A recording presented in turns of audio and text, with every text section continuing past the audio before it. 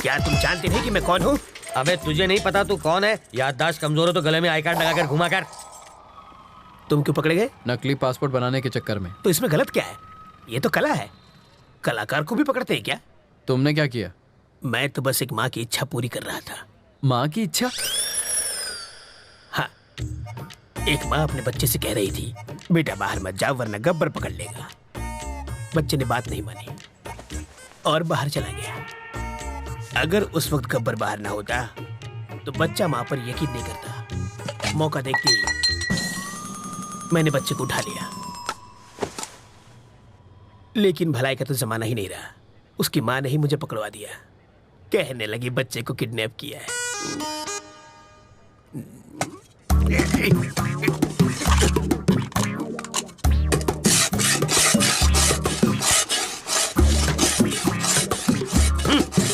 अबे यूं प्लेट घिसने से दीवार में छेद नहीं होगा। कल तुझे जेल में शिफ्ट कर देंगे, वहां जाकर कैदियों के झूठे बर्तन घिसना, समझा? इंस्पेक्टर, अब क्या है? मुझे प्लेन पेपर और 1 दर्जन पेन चाहिए। किस लिए? आत्मकथा लिखने के लिए। किसकी बे? अरे गांधी जी, नेहरू जी ने जेल में अपनी आत्मकथा लिखी थी। वही पढ़े लिखे थे क्या? मैं नहीं हूँ। हाथ की सफाई में मैंने PhD किया है। मैं अपनी कहानी लिखूंगा। चलो सामान भिजवाओ। हवलदार, ये कालिदास की औलाद के लिए पेन और पेपर लेकर आ। ये महाचोर अपनी आत्मकथा लिखेंगे।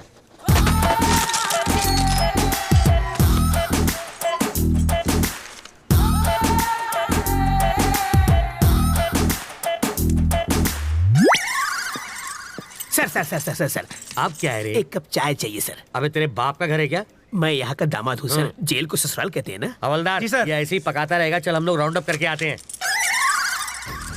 आप चलिए सर, पीछे पीछे हम भी आते हैं।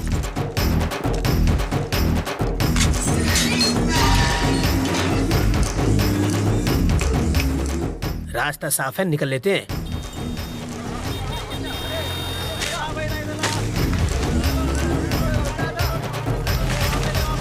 हाँ? ये क्या है? कौन है? वो कौन था? मेरा चाहने वाला। इसे देने के लिए इतना स्टाइल क्यों मारा उसने? रजनीकांत की फिल्में बहुत देखता है। ये लो पकड़ो। शाम को इससे मुझे फोन करना। मेरा फोन नंबर इसमें है।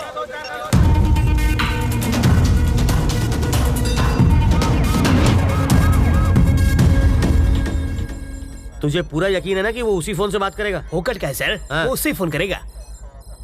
अगर कहीं और से फोन किया तो बिट्टू को ढूंढना मुश्किल हो जाएगा।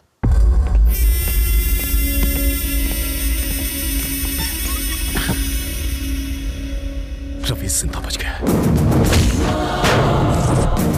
उसको मारे बिना मैं चैन से नहीं बैठूंगा। रवि तक तू नहीं पहुंच पाएगा। वो अपनी जिंदगी से तंग आकर खुद ही तू उसे छू नहीं सकता। मैंने तुझे आदमी दिए, फिर वैन दी, फिर क्रेन दी और लाख लाख रुपए 2 बार दिए। तुझे नकली फैमिली तक बना कर दी और फिर पासपोर्ट के लिए लाखों खर्च किए, वो सब अलग। इस राज को छुपाने के लिए सत्तार की फैमिली को हर्जाना दिया, तब जाके इस बवाल से मेरी गर्दन छूटी और तुझसे एयरपोर्ट जाकर एक फ्लाइट नहीं पकड़ी गई। मैं तुझ पर 1.5 करोड़ रुपए खर्च कर चुका हूँ। ये लो, ये मेरे लिए फिजूल खर्ची और तेरे लिए बोनस। ये लो। हाँ, ये सिर्फ पेपे बेबे मेमे कर सकती है और किसी काम की नहीं है। अगर मैंने रवि को लगाया होता तो वो 15 मिनट में बैंक लूट के यहाँ बैठा होता। एक 25 साल के छोकरे ने तुझे छठी का दूध याद दिला दिया है। साले, तू तो जाके उसके तलवे चाट। बेशर्मों की तरह बैठा है।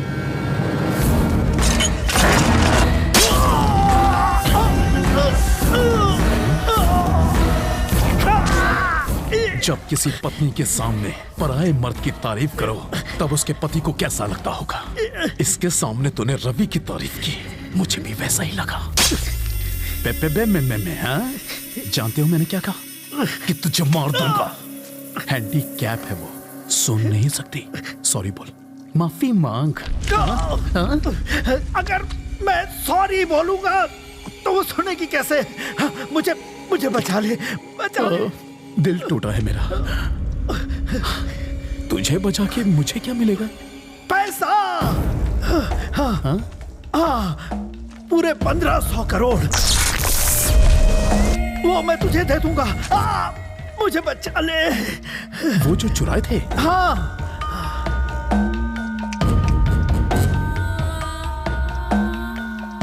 पैसा तो चल गया था ना?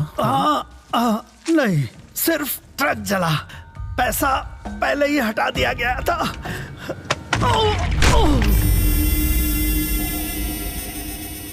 पैसा कहाँ छुपा है? कहाँ है? बताओ वरना।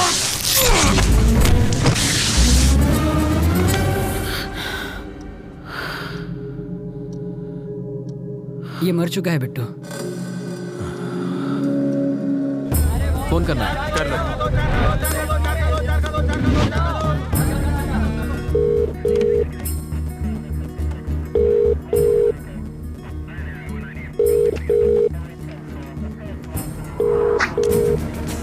वो शायद मोबाइल इस्तेमाल नहीं करता, इसलिए ट्रांसमीटर लगा दिया।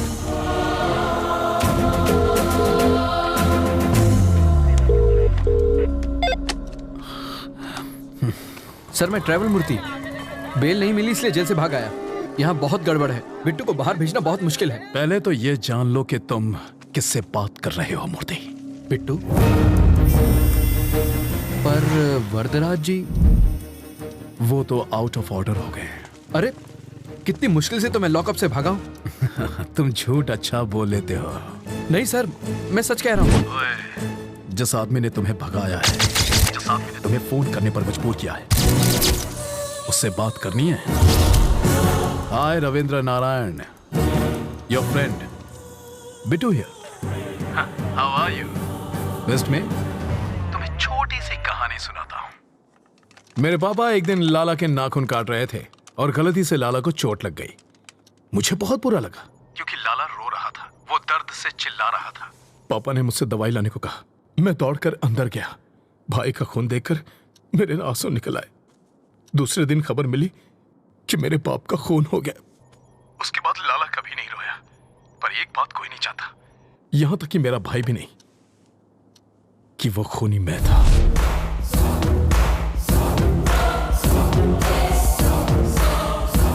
लाला के खून की वजह से पापा की जान गई। अब तेरा क्या होगा ये शायद यमराज को भी नहीं पता। देखता हूं कि तुम कितने समझदार हो। चलो चाय पी कर आते हैं। कैसे आदमी हो तुम? वो सीधे सीधे वार्निंग दे रहा है और तुम्हें डर नहीं लगता? उसके डराने धमकाने से क्या हो जाएगा? मुझे डर से डर नहीं लगता। तो अब क्या करना है? इस बिट्टू नाम के ट्यूमर को हटाना ही पड़ेगा और इसकी सर्जरी मैं करने वाला हूं।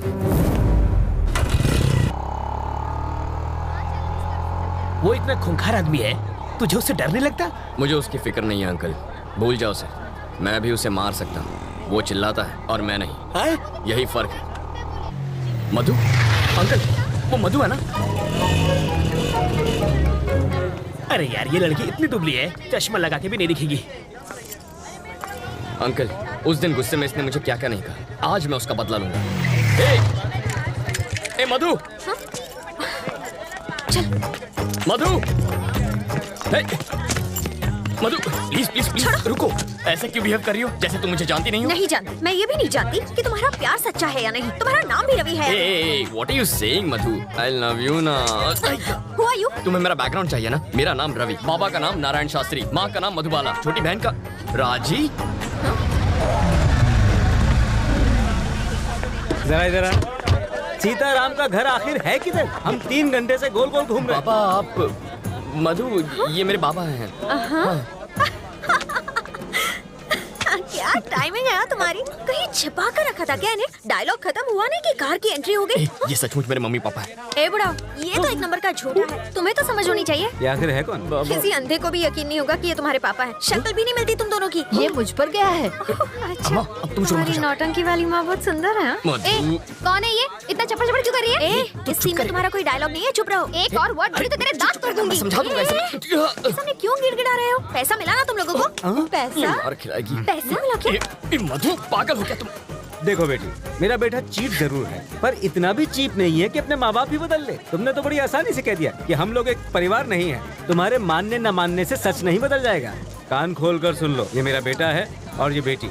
अगर तुम हमारे घर की बहू बनी ना तो इससे बचना। काटने को दौड़ती है, खूबसूरती के साथ खूंखार भी है। सीताराम का घर किधर है? राइट से सीधा जाना है। हम तो सीधे जाएंगे, तुम सीधे रहना।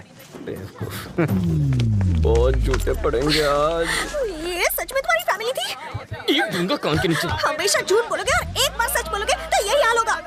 हट लोफर। ए मधु मधु मधु मधु रुको, यही रुको। पकड़ो इसे। ये किस लिए? पेपर वेट है, यहाँ वहाँ फुदक रही हो ना, तुम्हें एक जगह खड़ा रखने के लिए लाया हूँ। मेरी बात सुनो ना मधु, तुम मुझे बहुत अच्छी लगती हो, सच्ची। मैं चाहता हूँ तुम मुझसे शादी कर लो, रानी बना के रखूंगा। एक और जरूरी बात, थोड़ी सी रिस्की बात है तो अपनी सेफ्टी के लिए वजन बढ़ा रहा हूँ। मधु, मुझे तुम्हारे प्यार में अजीब अजीब सपने आते हैं। मैं देखता हूँ कि हम दोनों की शादी हो चुकी है और पूरी मेहनत करके ऐसे गोल मटोल बच्चे हुए हैं, ठीक है? ओके ना? चिल्लाना मत, मुस्कुराओ प्लीज। इनका ख्याल रखना, मैं बस अभी आया। Okay bye. सूखी लकड़ी जैसी है, इसे पसंद कैसे आ गई? 0 साइज है, आजकल यही फैशन है। कितनी नकचड़ी है वो तुम्हारी होने वाली भाभी है। जरूर इसने कुछ किया होगा, तभी वो भड़की हुई थी।